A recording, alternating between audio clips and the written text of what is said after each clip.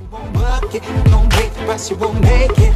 I don't even care where this road leads. All I know is when my heart... Ladies and gentlemen, freaks and geeks, brothers and sisters around the world, it's your boy Christian, aka the esoteric noetic, aka the chocolate Nubian soul brother. Now, I have a very special guest here with me. That's Kenny Palurintano. We're going to get into what's going on in the world. He's in Mexico. He's a fellow anarchist, a fellow Bitcoin or crypto enthusiast, to be precise, and is a wizard in the most insane sense of the word. This guy delves into a lot of different things. Ladies and gentlemen, if you want to get my podcast out there, be sure to tell your mom, tell your friends. You can give us a review on iTunes. I'm on the Spotify's. I'm everywhere. I also have a Patreon account. So for those that want to get some extra footage, get deep, we're going to talk about some very controversial things, which not all will be available to the general public, courtesy of YouTube and some other Momo platforms. But if you want to get deep into what's going on, check out the Patreon. But other than that, let's get it. Now, Kenny Palurintano is a traveling anarchist. That's something that I've recently become. He's a vegan chef. He's a healer, a life optimization facilitator.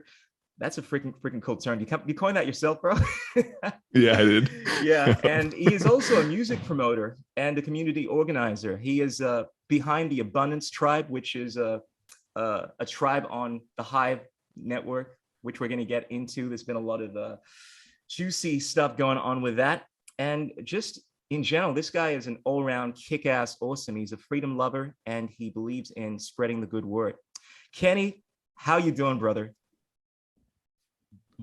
Doing so well, brother. It's great to get on with you. We haven't actually done this before, have we? No, we've chatted haven't. so many times, but never in this way. I'm really looking forward to it. Likewise. It's a pleasure to have you on here, Matt. I've been following your stuff for, it feels like maybe 4 or 5 years. My friend Lewis Mac Daddy, as I call him, put me onto you. He's a fellow anarchist, freedom fighter, great writer, and just all-around kick-ass person. McKeever on Hive, right? McKeever, yes, Lewis McKeever. So he invited me to the Abundance Tribe, which, by the way, ladies and gentlemen, is an amazing tribe on the Hive blockchain. It used to be on Steam, where a group of like-minded individuals all about love, prosperity, freedom, create content to promote these ideas. And Lewis invited me on, and I got in touch with this amazing soul over here, Kenny. And Kenny has just been facilitating a whole bunch of amazing information. I get a lot of my notes. So if you guys are probably tuning in for me to get great knowledge, there's a good chance I've probably stolen it off Kenny. A lot of the stuff that I share is directly from him. I'll see this guy making an amazing video on what's happening in the Bitcoin space, or what's happening with the pandemic, if you want to call it that. And I will usually cite his stuff and give it my own kind of crazy spin. But Kenny, it is good to finally connect with you. What is happening in your world right now? Right now, man, the biggest thing is I just finished at the Greater Reset conference here in Morelia. It was 5+ days of workshops, talk, connecting about everything: permaculture, alternative building, technology, communication, authentic relating, health freedom. I mean, every topic having to do with kind of the shift, and really focusing in on solutions and actionable solutions and ways that people can connect with others who are, working towards this. And this is the third one they've had in a year now. The first one was a year ago, and they're just knocking them out and getting better and better and bigger. And it was really an amazing crowd, amazing space. They had translators going live as it's coming in live, translating it into Spanish, both for like the video and for the locals to be able to put on headphones and listen to it all in Spanish and not feel left out, like a lot of conferences that happen in non-English speaking countries where it all just happens in English and the locals don't get brought in at all. And just a really amazing thing. And now I'm kind of just relaxing and waiting to see what the universe has planned as my next step. Starting yesterday or the night before, the options started kind of coming in, and I'm just waiting to see what the juiciest one is. Sure. You get a lot of invites to these conferences. It seems like you're always traveling around the world or around the States to these freedom or conscious, expansive events. I mean, how did you get involved in this whole space? I mean, I've only been aware of Anarchapulco, which is probably the big one for anyone that is in the freedom movement, but it seems there are a lot of these events, and you do often seem to be at the center of this stuff. How'd you get involved in that stuff? Well, I mean, my first one was Anarchapulco in 2015 for the very first one of those, real small, like 100 of us. And just a few months after that is when I quit my job and gave up my house and my bike and everything else and left for the Rainbow Gathering and just started wandering. And since then, it's just kind of, I have a spreadsheet of these events that I've been keeping up since 2015 now. And I just really like to find out about more of them. And, for the first year, I didn't use money at all. And I just volunteered. So I just went and volunteered at like 25 events in a year. And because that was like how I was eating and where I was going around. And I would, live with the team for a few days before and after kind of. And built a lot of relationships that way. And it just continued going. And I'm, just really supporting the events, like always promoting whatever I'm going to. If I support it, then I want to support it. And even if I'm not speaking and if I'm not like involved in any way, I'm still going to, shout it out on my blog a couple times and I'm going to tell a bunch of people about it and stuff. So, I've just gotten to know like everybody that runs most of these events now. Yeah. I feel like you're the connector guy. Like you have a lot of connections, obviously. I mean, evident with the fact that you started the Abundance Tribe, a group of like-minded souls, but because you've been to so many of these events, it's great not just for being able to sustain yourself, I guess. I mean, you mentioned you started off doing this stuff voluntarily, but I presume you're getting some kind of income from these events. But more importantly, you're building this community, and I love it. Your story is kind of like this mythical story of some guy just leaving everything, and you mentioned you joined the Rainbow Gathering. That sounds like some kind of a metaphor for something. That was an actual event though, right? Like you went to that, Yeah. you sold everything. So you're living the dream. Essentially, you're one of these freaks that's in the best possible way. You've sold all your money, you converted that to the Bitcoin or the crypto, and you're traveling the world doing what you love, like one of these ancient troubadours, playing music as well. I know you're a music promoter. Music is your thing as well. Yeah. I'm in the background when it comes to music. I'll keep a little beat maybe or like backup singing, but I love helping put on events and just helping musicians get their music out to more people, helping them cover the cost to get an album finished if they need to, just like all that little stuff to help them spread the message better, because I feel like music spreads the message so powerfully. Absolutely. And I can have such a big effect just by like giving a little energy to help them do what they're already doing. Absolutely. I definitely feel that culture is a really important role when it comes to trying to shift the paradigm, the mindset that people have, rather than getting caught up so much in the knowledge, the information, which I know part of your work is about. Like you break it down, man. You speak about some serious stuff, but I think sometimes just making things cool, making freedom cool, whether that's through music, through performing arts, or whatever other thing that the youngins might be into, that's a great way to promote this stuff, bro. So I love what you're doing there. How has everything been? Because it seems like you're traveling a fair bit given the situation. I mean, ever since we've been hit with this pandemic, I'd imagine traveling would be somewhat difficult. I know it's a little different for you Americans, but for us Australians, bro, if you're trying to be like a hardcore rebel here, it's very hard to go anywhere unless you comply with mask mandates and the juice mandates and a whole bunch of other things. You can't get out of this place if you want to keep your pure blood status in check, if you know what I mean. That's wild. Yeah, it's very different in the States and in Mexico. And I haven't gone to Europe or South America during this time, but I have a couple of friends that have. And while there's some countries that are super harsh, I had one friend that went to like Greece, then hopped to Rome, then to Belgium, then to France, and had one photocopied and edited little test card, and that was it. And it wasn't even asked for most places. Never had to test quarantine. Card? What do you mean test like card? showing a negative test. Oh, gotcha. Yeah, they landed, and like their friends were immediately like, "Here, you're gonna need one of these."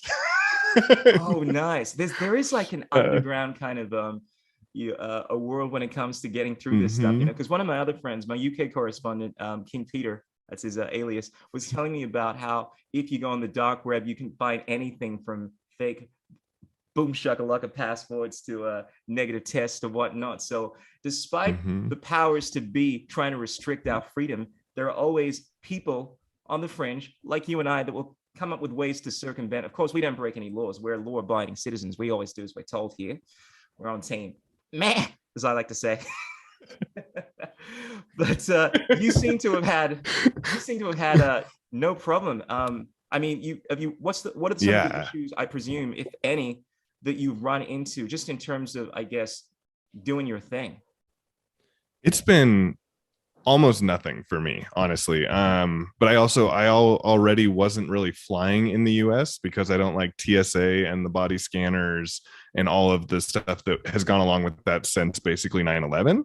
Oh wow. So I already didn't really so if you take the train in the US, you don't have to wear a face diaper, you don't have to show ID, they just check your little QR code on your ticket, they don't weigh your bags, they don't check your bags at all, you know, like that's like I hitchhike, I ride the train, and I get rides with friends. So like none of those are affected.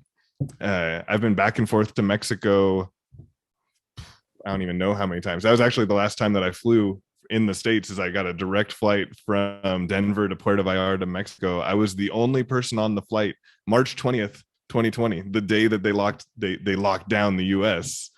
And they said that they were closing the Mexican border, which at no point has it actually been closed. But I got to be in a full-on 747 as the only person. I put a video up of it. I was the only person besides the flight attendants and the pilots. That's basically how my experience of it all has been. That's Wait, like a microcosm. I thought you were going to say the only person not wearing a mask or something. Like you were the only person on the plane. Is that what you're saying? It was a private flight. It was a private flight for like $110. Oh man, so this is what it's like flying in first class. I'm the only one on this plane because this plane is mine. I own the shit. You could have made like a really cool video, man, selling that. But it seems that is the case in terms of traveling by train.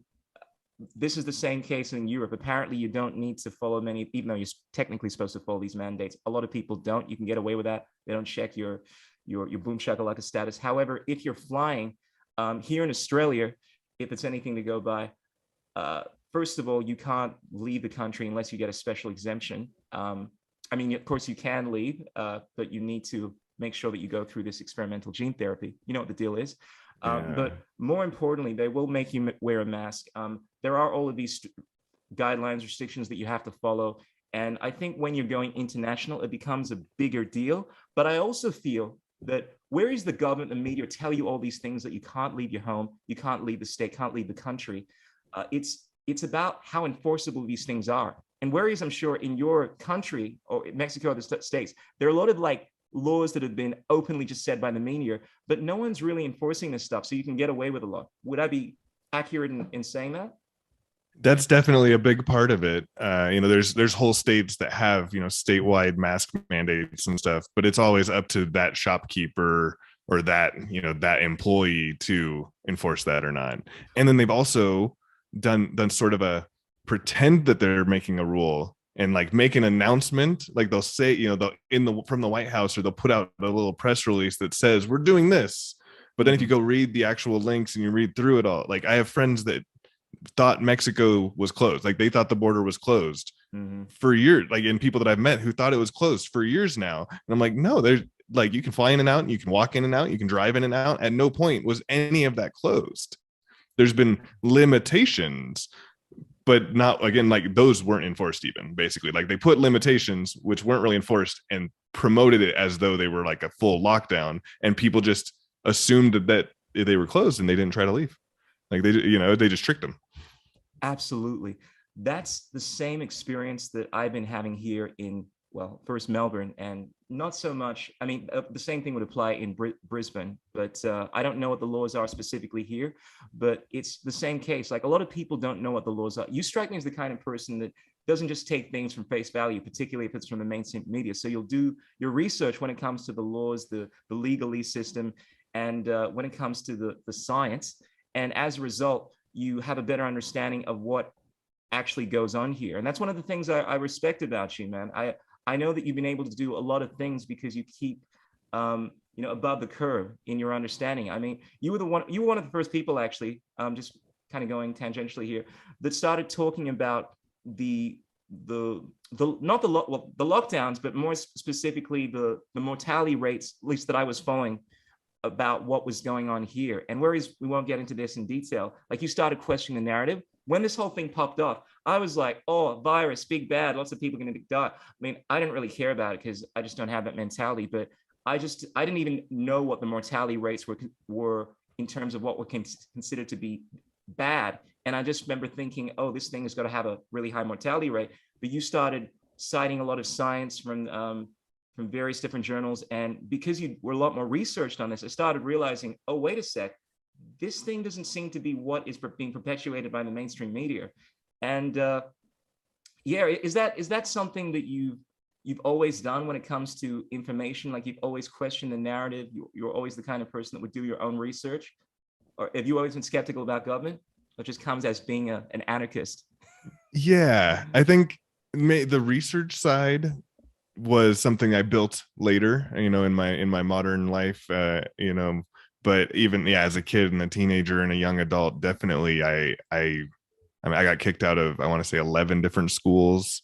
I refuse to accept things like, well, that's the way it is, or because I told you so, or that's the rule. Like I was always demanding answers, like explain to me why I should do this thing I don't want to do. And yeah, so I definitely always had that skepticism. I mean, I'm pretty sure part of the long depression that I lived in for, well over a decade was that I could see and knew how fucked up things were out in the world. And my parents didn't understand. They would I would ask the questions and they would like, yeah, that is really bad. And I'm like, well, then why do you go along with it?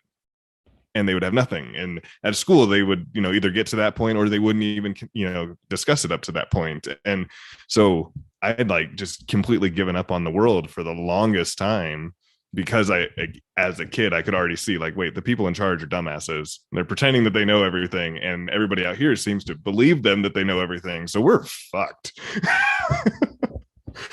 Luckily, I don't believe that anymore because they don't actually control much. And the people who just do what they say live in a totally different reality from me. But yeah, I'd say I definitely was always questioning the narratives. And in high school, I actually had a teacher who was awesome enough to show us Loose Change in class, the 9/11 documentary.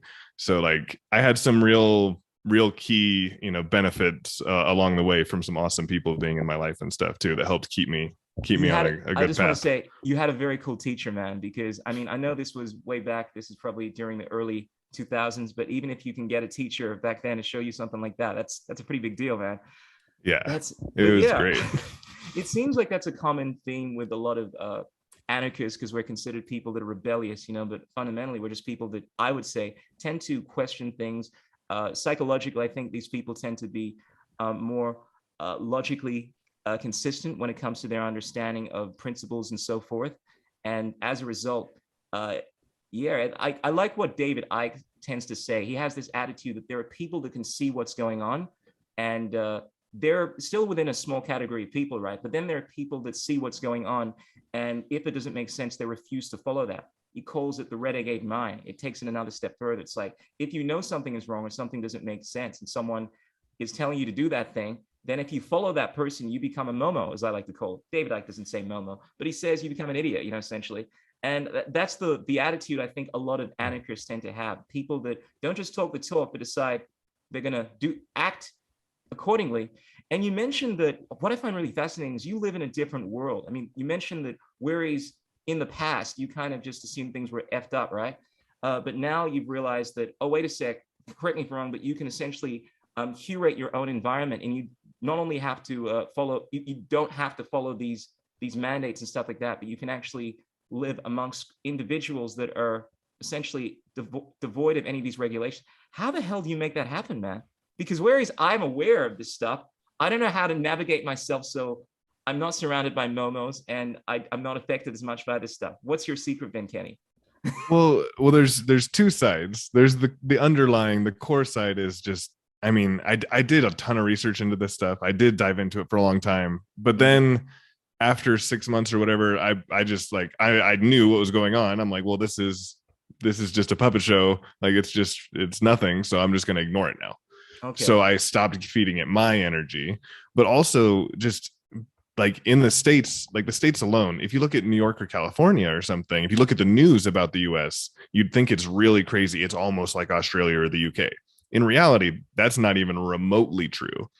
If you go to Utah, you will not see a single mask. If you go to Idaho, you will only see masks in the city of Boise because it's the college town blue dot city. Wow. If you go to Wyoming, Florida. they didn't fall for it. Texas didn't fall. Well, Texas and Florida fell for it and then kind of like came back a little bit. There's more states that weren't really talked about as much that just never locked down. They just didn't play along.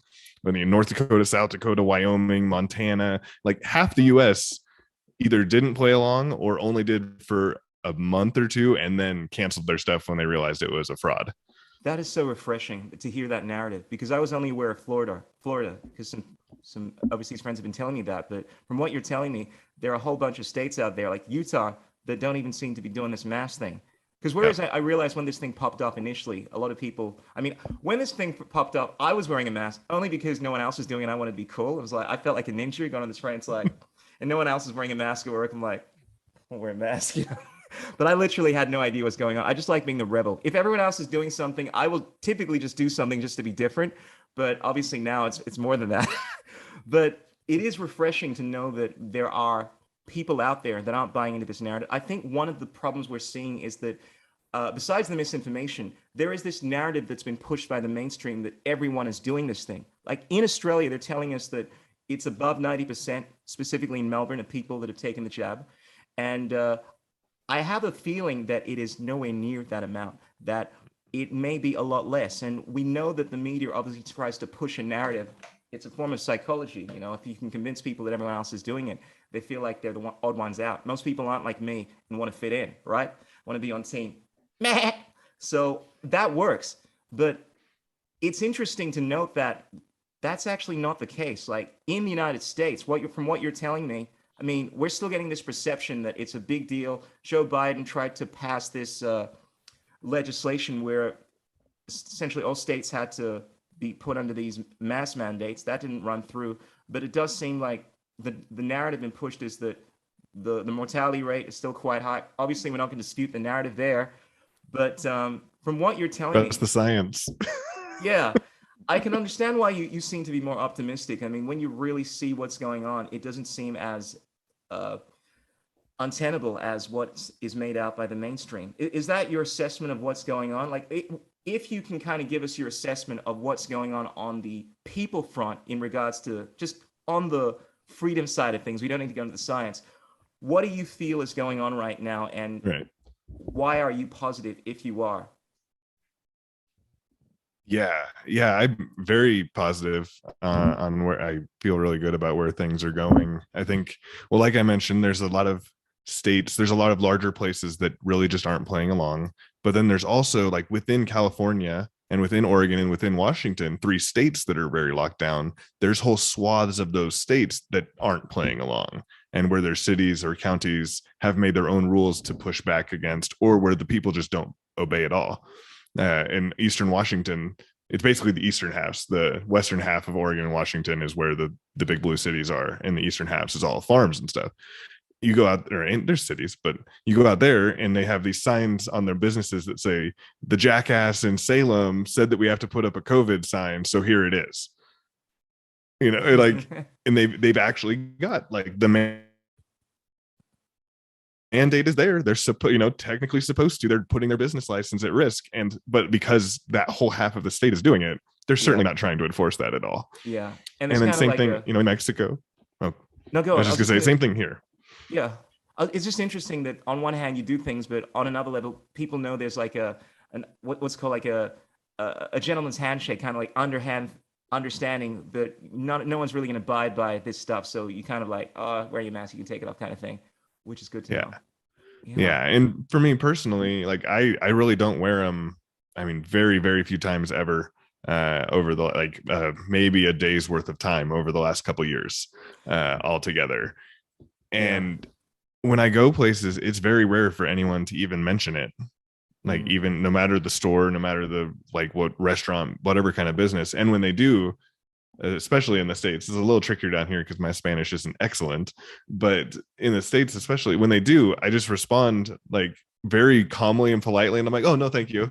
And usually they're Oh just like, wow. and they just freeze, and I just walk by and nothing happens. No, thank you. That's powerful, man. It's like I And love just that. like It's like soft. Yeah, like, no, yeah, thank you. yeah. Because usually people are. I'm in a more of a defense mechanism. I'm like I feel like I have to justify myself. You're like, oh no, that's just a suggestion. No, no, thank you. I like that attitude, brother. That's like the attitude of the wizard. It's like, no, I'm gonna shift the paradigm over here.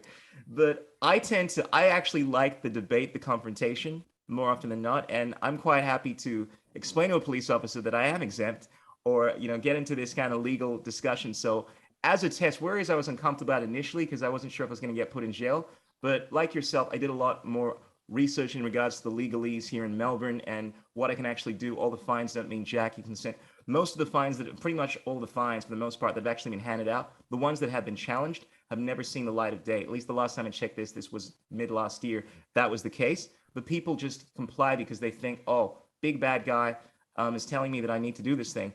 But the point is, whereas I tend to be more on the defense, like feel as if I need to justify it. It's interesting that you've adopted this mindset where everything is an option.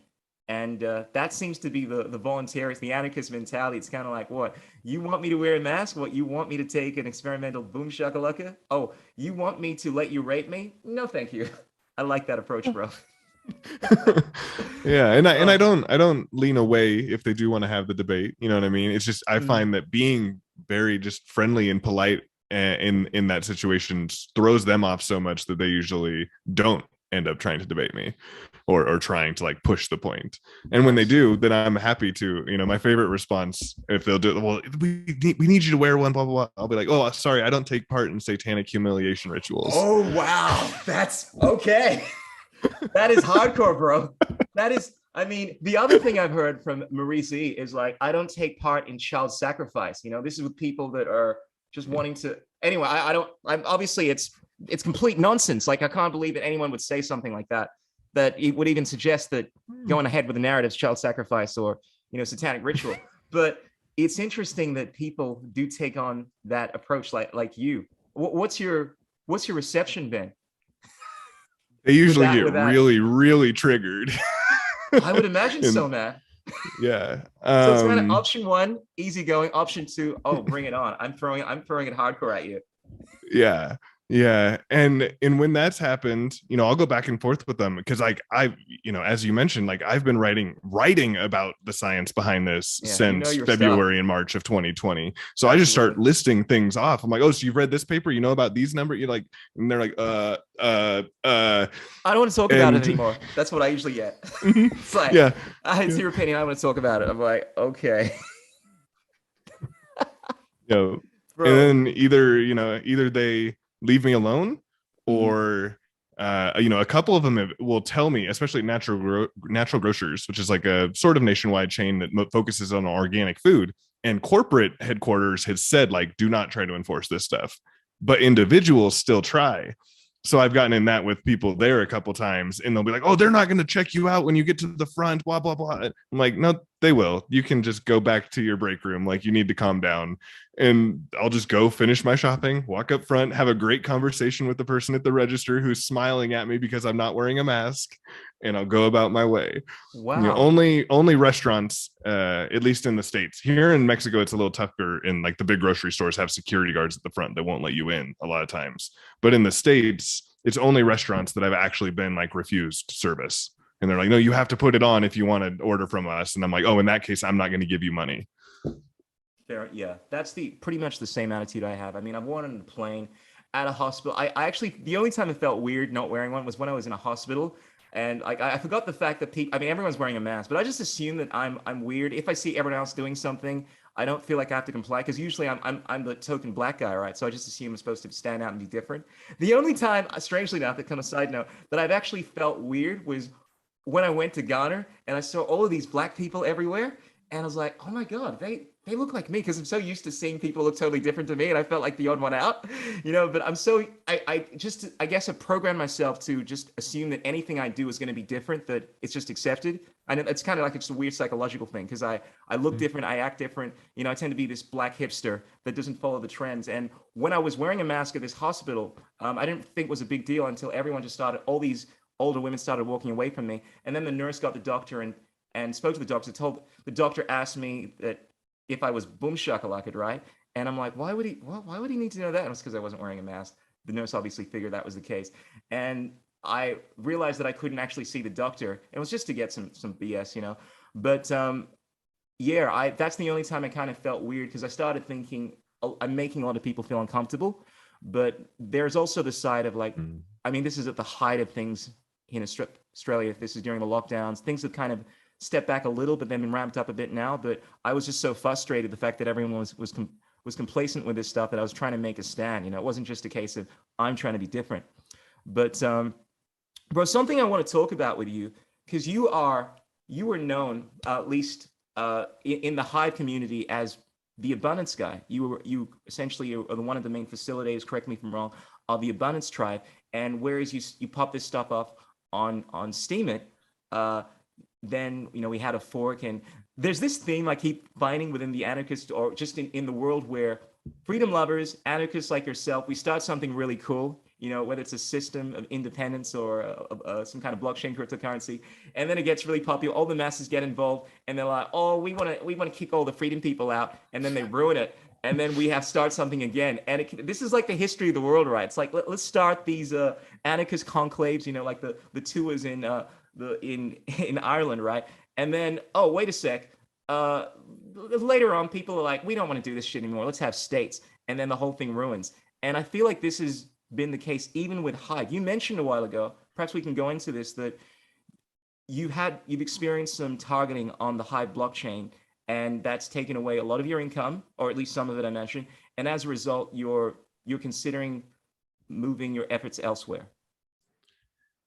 Yeah, it's more the targeting that I observed. I didn't start getting targeted until I started using my relatively large platform there to talk about what they were doing to other people.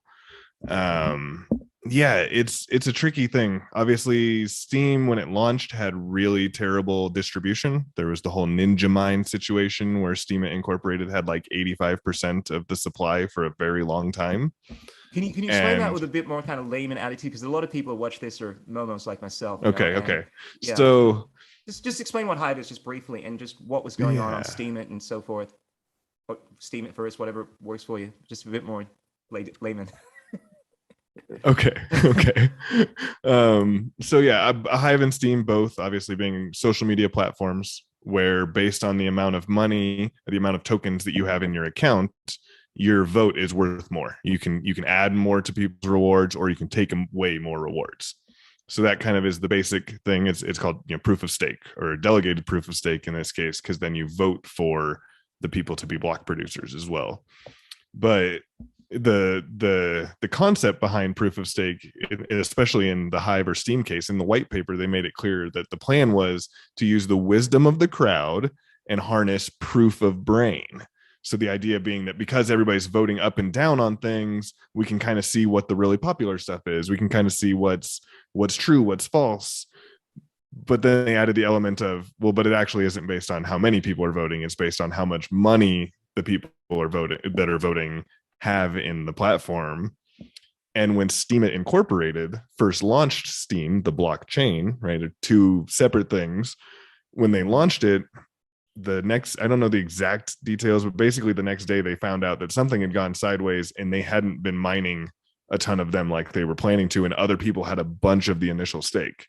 So they reset everything back to zero and relaunched the blockchain. And that's called, and then also didn't help people, like they didn't put out instructions on how to mine it. Like they were really sneaky for a few weeks. So that whole thing is referred to as the Ninja Mine. Okay, and what does that effectively do? Does that make it unfair in terms of certain individuals having more influence, more power when the whole thing is reset? Yeah, absolutely. So the developers and like the team, the people that were involved at the beginning there, and like their friends who were able to, or people, the couple of people who were able to figure out how to mine it at the beginning there, because it had a very negatively exponential mining curve. So it's like at the beginning you were getting tons every second, down to like taking a long time to get a decent amount. So they got a bunch of it for themselves in the beginning, and then from there they've been able to control everything that happened ever since. Basically, the whole Justin Sun takeover in 2020 was only able to happen the way it did because Justin Sun bought the Steam and Incorporated stake. He bought it from them, backroom deal. We don't really know the details, but he then immediately had enough stake to control all governance on the platform. Yeah. It sounds like the same thing that happens in the world in the offline space, with the government like taking place on the crypto space. I feel like the crypto space is often a microcosm for what's happening within the world, or what has happened. I mean, you have a look at just the history of Bitcoin. Essentially the first movers were more anarchist leaning, and then over time this stuff has been essentially co-opted. We have a Bitcoin core. Essentially they have a different vision than the white paper, and there's all this crazy shit that goes on, but essentially the actual vision diverts away into what is supported by the masses, which is completely removed. And this is the history of religion. Like, you can look at the history of Christianity, how it started off as a very esoteric branch, right? And then becomes this mainstream thing that has nothing to do with the original version of it. And it's the same thing to some extent that has happened throughout the history of the United States. I mean, the founders particularly had a vision initially. It wasn't perfect, but over time, it's completely moved away and become more and more corrupt, to the point now where it's literally communism, at least in Australia.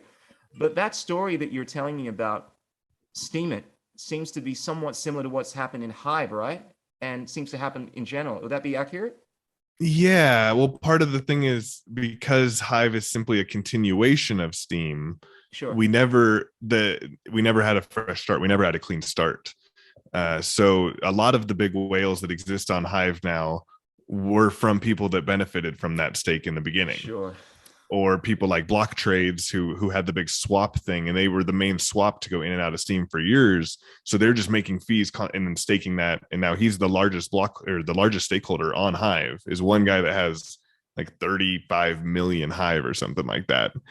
But and then when they did the hard fork, there was a lot of people pushing. The idea was to destroy that Ninja Mine stake, everything that was in the Steam and Incorporated, those specific accounts.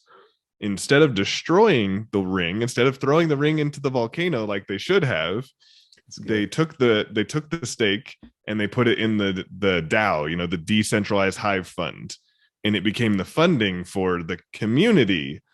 But that's all based on stake-based voting. So those handful of people decide where all that funding goes. So they just took this obviously fraudulent stake that's causing all the problems, and they took it from Steam It, and then they gave it to themselves in this pseudo decentralized way. Sure.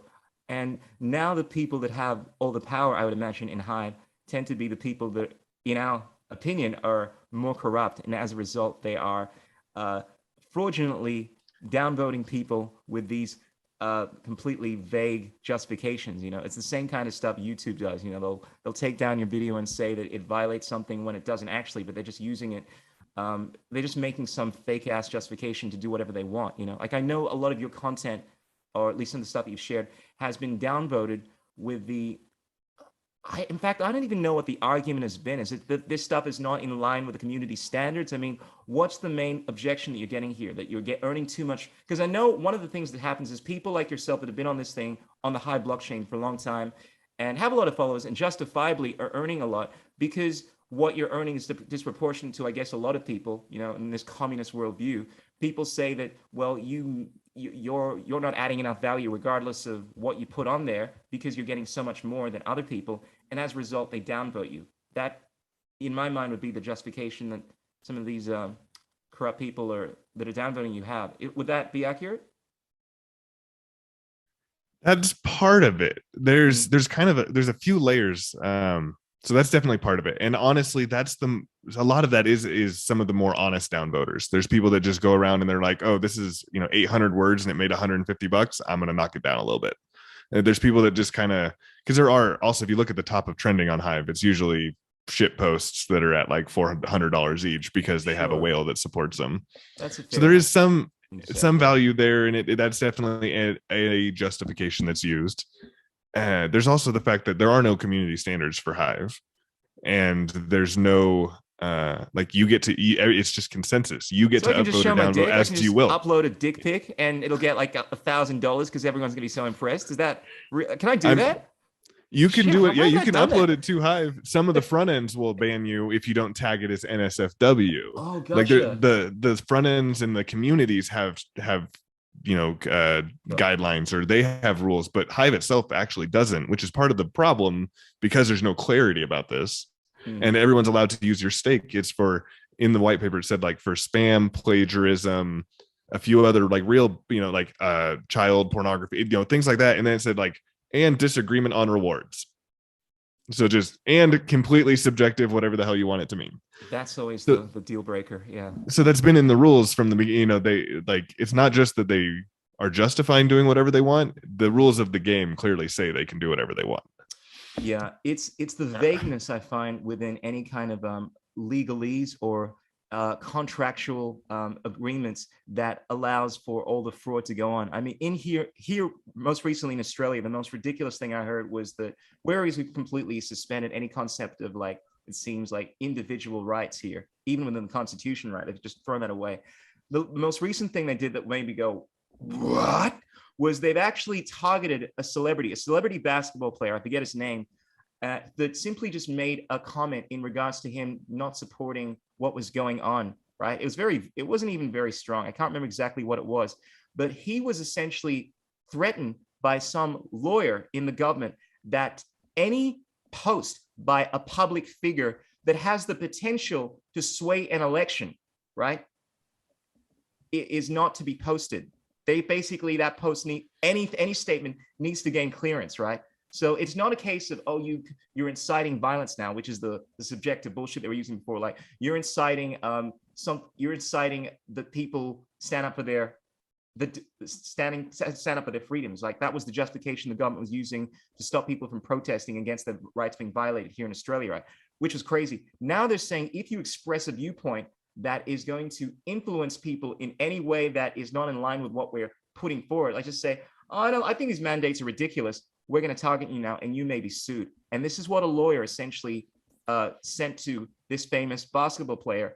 And because this guy's the kind of guy that speaks up about a lot of stuff and like has so much money, he's very independent.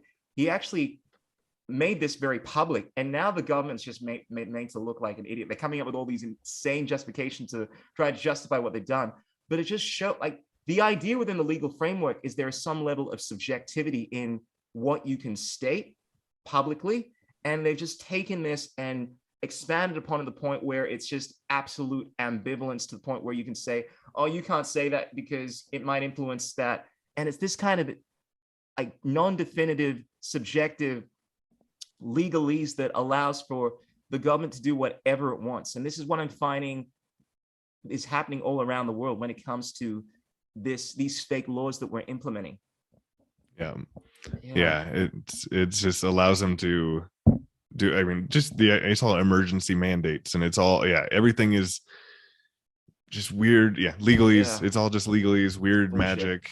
And, exactly. And most of it's just the TV, really, because like even if they wrote all these mandates and they wrote all these emergency health whatevers and stuff, if they weren't promoting them on TV and radio and newspaper and magazine and Facebook and Twitter and YouTube, like if they weren't actively promoting it on every single platform 24 hours a day, nobody would care. It would just be like how weed has been illegal in most of the world for a long time, and still everyone that wanted to smoke weed was more than happy to smoke weed that whole time that it was illegal everywhere.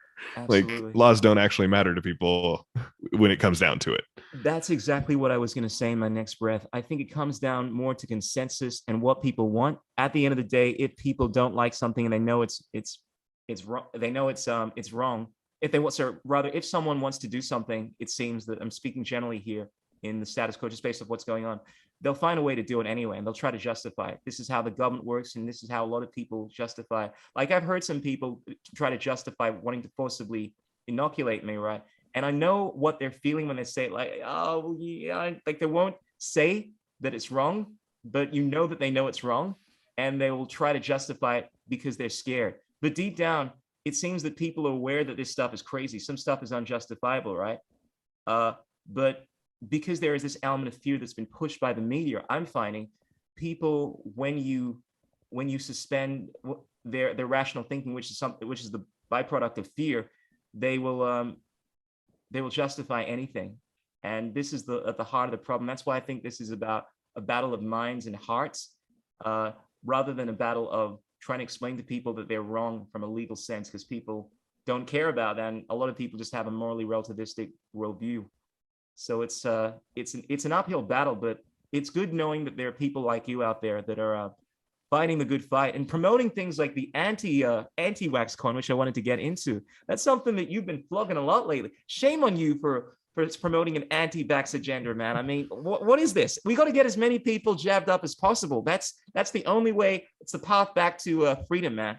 What is this? What is this coin about? What are you trying to do? This coin is, in the simple sense, it's a meme coin, right? But it's a meme that it's not just some random animal or some random concept. It's a meme that is like the biggest movement, the biggest emotionally charged thing going on the planet right now. That's the truth. So it's a meme coin with a lot of potential energy behind it in that sense, and it's really trying to harness that energy.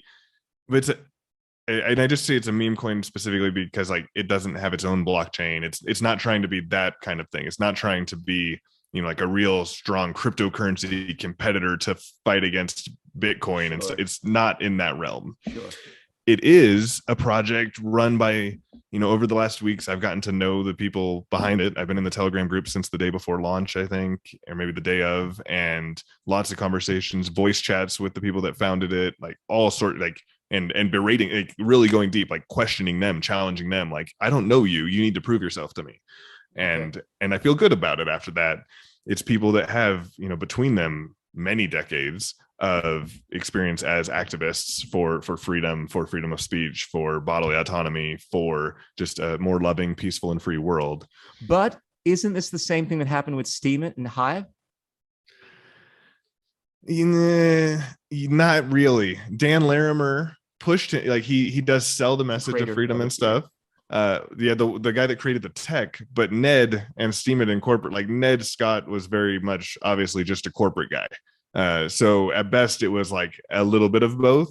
And if you dig more into Dan Larimer than just his writings, you see that he worked for DARPA for a really long time, and his family's really connected with all of that. And he's sort of like an Elon Musk character, I think, that like says enough real stuff, says enough truth to like keep people listening to him while still leading them down the garden path to technocracy. Okay. Well, does the anyway. anti-vax coin have any plans to prevent a takeover, prevent the same thing that we saw happening with Hive, with Steemit taking place, that seems to have happened throughout this through the course of humanity? I mean, we can't keep on repeating the same stuff over and over again, because I hear what you're saying, that we have a strong foundation here. These are people that are truly about the freedom. But what happens if someone like me gets a whole bunch of these anti-wax coins, and I believe it's part of I realize it's a little different because it's all about just trying to create awareness and all this kind of stuff. But right, these people are shit fuckers, and then I'm gonna change the name of the coin to anti-waxers suck. I don't know, and try to somehow fraud you. I realize there's really no way practical, but there's really no way in this one, because it's not a proof of stake thing. So owning it, all that does means that you have more of it. Sure. And you can sell more of it or whatever. Like, it doesn't give you any power or any control over anything. Sure, it's a meme coin. There's an actual and it's centralized in a sense. Like, there's a team of people who are the developers and stuff. And then there's the community, which there's a group of us that they communicate in our own private chat very clearly. And like, we're the people kind of helping guide them and like giving them really strong feedback and also helping promote it and stuff. Sure. But like, nobody except the people with the dev keys can actually make any changes to anything. That's fair enough. And I think my point is a little bit of a moot point anyway, because at the end of the day, there's always the potential for bad actors. I feel like I'm one of these statists that's saying, but what if this happens? What if this happens? Yeah, that doesn't mean that you shouldn't try to do something, right? The reality is that we have to be ever vigilant against tyranny. And this is not just something that happens in the blockchain, but also in the world. We're seeing this right now. I mean, just because, I mean, some would argue that Australia was one of these very most livable country, right, for many years, like 5 years straight, I think it was, and had like subjectively, you know, like a very kind of free attitude, you know, towards things. But over the last few years, you know what I mean, it's just become like blatantly in your face, crazy. And that's because I think we haven't been vigilant. What's that phrase that we always hear, you know, that the tree of liberty needs to be watered by the blood of, you know, the freedom fighters, or something like that. Yeah. Tyrants. And I guess what I'm saying is that we have to be ever vigilant anytime we're trying to push forward an idea, you know.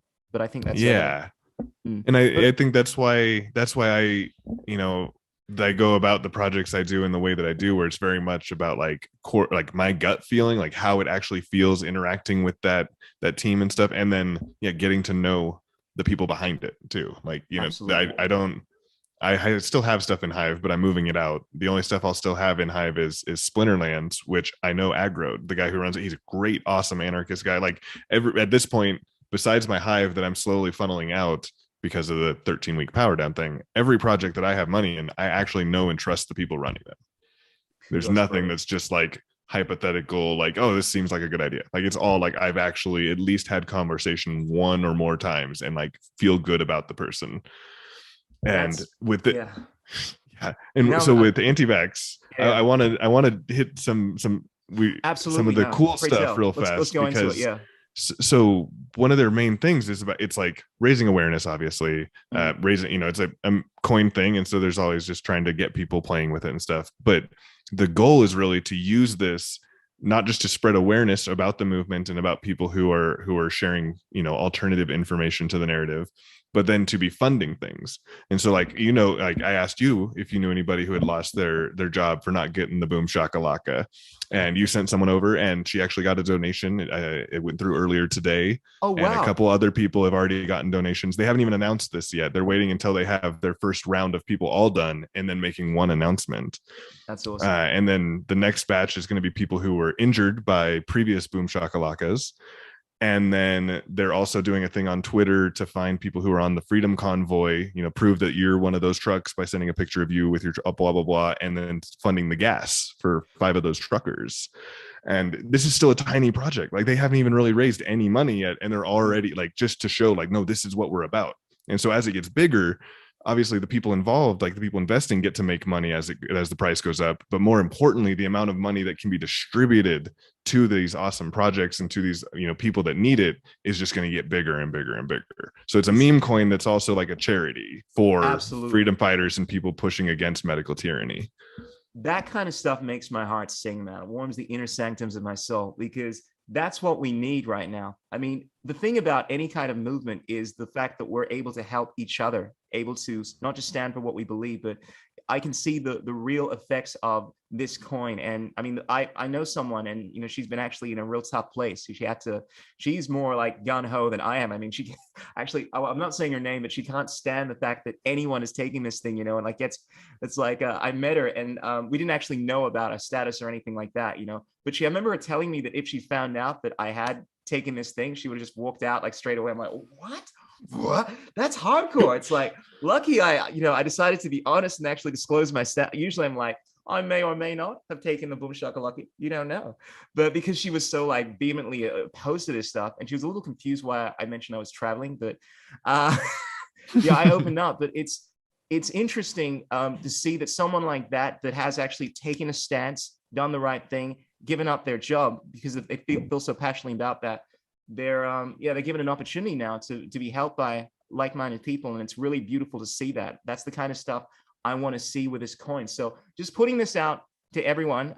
Look, if you are at this stage, I think you're in this stage at the moment, are someone that has been injured, but was actually not injured, you've lost your job, particularly if you're a nurse, or actually, do you want to kind of like explain this, how this works? Well, right now, yeah, the first round is almost done with the picking, and that's where because I am a public figure, in like in the sense that like all my stuff is publicly, you can my face is on all my profiles and stuff. So they asked me to help with the transparency of it, be the person to find these people and to vet them, so it's not just the team saying that they gave money to some people that may or may not just be their friends or whatever. So that's almost done with this first little batch, but then it's going to just be like a consistently ever happening thing. And the idea is that they're not going to have to go out and search anymore. It will just be like people joining the community, whether it's on Telegram or Twitter or whatever, and then sharing their story. And then as they see like, oh, this person, and here's their story. Cool. Let's send them some. Oh, this person. And it'll be more organic and not have to have like a central point doing the organizing for it as much. That's dope, bro. That's dope. I can really see that taking off, because one of the cool things about what I do, like yourself, is I have attracted a lot of naughty anti-waxers. So it'll be great to get this message out to them and have them be part of this movement. I essentially tag all my videos now with some information about how they can get access to this stuff. So I'll put the links below, and you guys, you can become part of the freedom or anti. Is that so weird that the idea that now actually being an anti-waxer is synonymous with, like, it's supposed to be a bad thing when it just means not believing in rape? That's what I say. It's like, we don't like people coercing us to do things that we don't want to do, which is supposed to be classic, like natural law, common law shit. It's like, no, we're just gonna call you anti-waxers now. It's such a freaking OG move they've done. You got to hand it to these guys.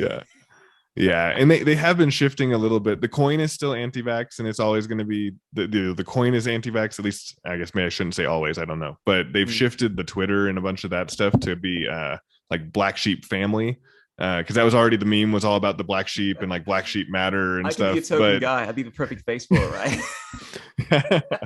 Yeah. Oh, and you do the sheep sound so well. Yeah. All right. Yeah. So they're doing a little shifting, because using the word anti-vax so much was actually getting a lot of stuff hidden on Twitter and already after just a couple weeks even. So hashtag juice, bro. Hashtag boom shakalaka.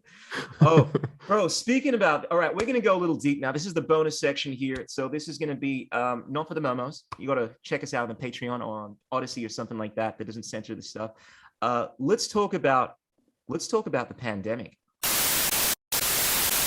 One thing I just want to delve into, not only are you a fellow anarchist voluntarist, but you're also part of the V gang, yo. At least I believe so. You're a vegan chef. That's what's on your profile, man. I mean, I guess what a lot of people find difficult about the whole vegan lifestyle thing is like, oh, I can't find anything to eat. I just got to eat like, plants and stuff. But you're someone that specializes in how to make this stuff tasty. How did you get involved in that stuff, man? As a chef, the whole vegan journey, if you just want to give us a synopsis on that, because I'd be pissed off if I didn't go into that with you. Right. All right. Yeah. Okay. Short version. Sure. End of 2012 comes around, and I had like this huge life-changing experience that led to eating clean food for the first time in my life, like cutting out GMOs, cutting out processed foods, adding kombucha and other fermented foods to my diet every day. My brain started to work for the first time in decades. Like, I really started taking care of myself in that way. And a part of that, because I was still kind of in the Babylon world, more like organic, the healthy, the clean animal products, the clean meat is really expensive to get stuff that wasn't poisonous. So meat became really rare in my diet instead of every day. And then at that point, every time that I ate meat, I would feel it for like 2 or 3 days afterwards. Like I could feel my body, like I would lose energy. My digestion wasn't as good. So I just sort of shifted away from it naturally in this process of finding what food was good for me. And I always found eggs pretty disgusting, and I always found milk pretty disgusting. So it was only ever meat that was the thing. And then I don't know, it took a couple of years maybe of that. And there's also the like environmental and just economic side of like not wanting to support those things. But then it was just over a couple of years of mostly anarchists that I know, or that I had met along the way, like anarchists who were meat eaters, who were triggered like almost immediately, usually just by like me offering them vegan food, and they would feel like they had to defend themselves by me offering them some food. And I would just kind of ask them questions and kind of play with it. And I was convinced of the moral argument by the people arguing against it, basically. And a couple of those people I've converted. I don't know if you know Adam Kokesh, you know, the Oh, that freedom. was your doing. He wrote the book. Yeah. I can't take all Yeah. credit. Obviously, he's a sovereign Okay. being, but Yeah, of he course. gives me I know. credit for our conversation starting him down that path Oh, largely. fam, Yeah. I would have loved to have had this conversation with him because I mean, that's something I'm also very passionate about. But it's so beautiful to see, brother. But go on. Yeah, and that's yeah. I mean, you know, when I left the world behind and stopped working and all that stuff, it was, you know, me and my backpack, and I was on my way to Rainbow, and I knew that I liked cooking for people in general, and I wanted to explore that more as kind of my offering for Rainbow. So I just quit my job at Bob's Red Mill where I was working because it was you know, non-GMO, everything they have is non-GMO, employee owned. Like, it was a cool company. I could actually support them, but I was still like, okay, but I don't want to work at all. You guys are cool. I'll still support you, but like, peace. And I brought, I don't know, 600-700 pounds of food to Rainbow, dried beans, you know, all that stuff. And I connected with Instant Soup, which is a 24-hour vegan kitchen that just cooks food for like a week to 3 weeks straight, depending on the gathering. And I just started pumping out vegan food all day, every day, having a beautiful time. And from there, you know, yeah, just got hooked up with various festivals, cooking for him, cooking for retreats. I kind of go through waves where I'm like working as a chef and where I don't cook except like just at home, you know, hosting friends, that sort of thing. That is beautiful, man. That is so powerful to see. I find one of the things that a lot of vegan chicks tend to do when they go vegan is they just share food, you know, food shots. But you're the kind of vegan, even though you have the ability to do that, right? You're actually speaking about the hard issues, dealing with, well, freedom, liberty, all that kind of stuff. It's such a rare thing, I find. I mean, one to find someone that is completely against all forms, you know, like all forms of coercion, all that kind of stuff. So takes on the position of an anarchist, right? I mean, that's a rarity because you find people, in my opinion, psychologically, that tend to be very logical, left brain, and more often than not, from my experience, because I've been down with this for like 3 decades, man. Most of the people within the vegan community, they tend to have more of a socialist attitude. Like, they're more right brains, kind of like bleeding heart liberals. I'm one of them, but I also tend to be logical about shit. And as a result, they adopt the vegan thing. But it's rare to find someone that kind of has both of these sides put together. And I would say that you come in that category because not only are you against the government coercion, all that kind of stuff, that a lot of people kind of assume is the right wing. Oh, you're a Trump supporter kind of bullshit, even though we know they're not real anarchists, right? But then you also have the what most people would assume as being kind of a leftist, you know, stance, when fundamentally, obviously, it's just about not wanting to see. It's just an extension of the principles and applying that to these sentient beings. So I just want to say, man, kudos. It is powerful to come up with a fellow V gang member and a fellow voluntarist, got the double V, and you're just a freaking downright awesome person, man. So thank you for being Kenny Palurintano. Am I pronouncing that right? Palurintano? Yep. You're Italian, Yeah, that's right? right. No. No? Well, what is that? What is that? That's a name that I chose actually when I left Babylon and stopped using the name that was given to me by someone else on my behalf I without love my that. permission. It's actually from Man. Tolkien's Elvish.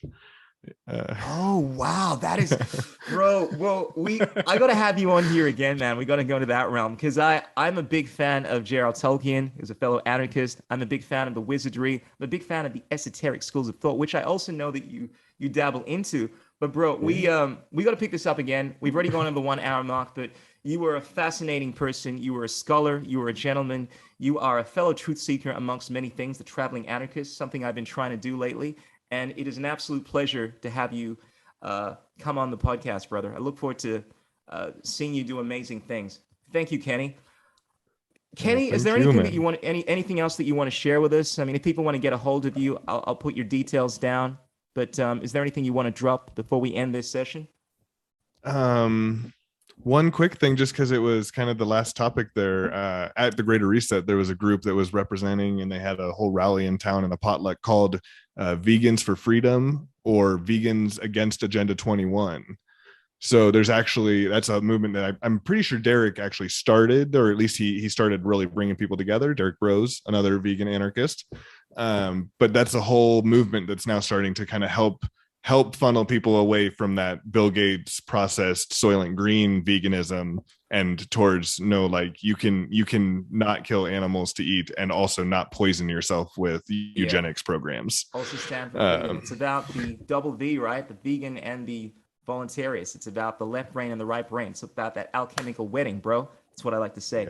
But that's fucking awesome. I feel like you and I we're both advocates for this kind of stuff, you know, and kind of like paving the way in this whole kind of new kind of more conscious freedom agenda, because the freedom agenda has kind of been obfuscated, you know, by I would say the mainstream is being something that is only about all you being selfish and not caring about the planet, about the animals. That's what I loved about the Abundance Tribe. I remember reading the Maxime, whatever it was for it, and yeah, it's got this holistic understanding of things. Don't just be about me. Be about compassion and working collectively together, but also understand the concept of sovereignty, which I very much resonate with. So once again, brother, it is an absolute pleasure just having you, you know, on the interwebs, man, and being able to connect with you. And I have no doubt, once things get better, I will be able to travel out of here. I mean, technically, you know, I'll make this public. I can't actually leave at the moment. I can leave the country. It's just a matter of being able to sustain myself, find a place that I can go to where things aren't going to just blow up on me, and a country that's actually going to accept me. So I may end up joining you, brother, in due time, and perhaps we can link up or something, you know? Yeah, that'd be beautiful. I know quite a few Australians here in Mexico. So, and there's a lot of places where you won't see a single mask. Not Morelia, but there's a lot of towns in Mexico where you won't see a mask. It's not a thing. COVID isn't there either. So that's good to know. Yeah. Well, but yeah, man, thank you so much for having me on. And yeah, I'm really glad that we finally got to, you know, drop in and have a more real chat where we can see each other's faces and we're not just like typing in. That's all. It's always been fun. I've always really enjoyed your content, every piece that I've taken in and all the conversations we've had. And yeah, it's been a pleasure knowing you thus far. And I look forward to, you know, getting to know each other better moving into the future. And thank you all for tuning in, everybody out there. Much love to all you beautiful humans too. My man, too much praise from me, but thank you. I really appreciate that, man. And you've also been a source for me to steal lots of cool information from. Also, on a more grander note, man, like I do find your work, you know, really inspiring, man. And it's a pleasure to be able to be connected to you. Thank you for the opportunity. You're one of the people that accepted me into the Abundance Tribe and allowed me to make more content and actually get rewarded for it. I'm like, what? I can make money from making posts? What, this cryptocurrency thing is like a real thing? I can actually make money rather than just leaving it somewhere and hoping it rises. So for people out there that want to spread content about, well, anything for that matter, realize that there are alternatives. Maybe Hive may not be the ideal alternative right now, but just follow this guy, Kenny P over here, and he'll keep you up to date with all the cool innovations going on the crypto space and beyond. All right. Until next time, I always like to say, Surya Namaskar, Namaste, means I salute the sun and I bow to the divinity that is manifest within you, Kenny P, and everyone else watching this.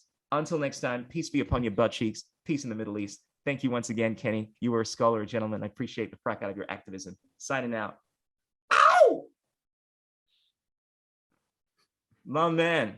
All right. I'm going to leave it there and love you and say goodbye. Thank you so much for coming on, Kenny. I'll be in touch. Thank you, brother. It's a blast. I'll have this out in the next half a day, and it'll be on all platforms, even the dreaded 2, bro. Got to get as many people as you can, and I'll keep you posted. All right. Heck yeah. Thanks, brother. Have a beautiful day, man. We'll do. Peace. You won't work it, don't break the rest, you won't make it. I don't even care where this road leads. All I know is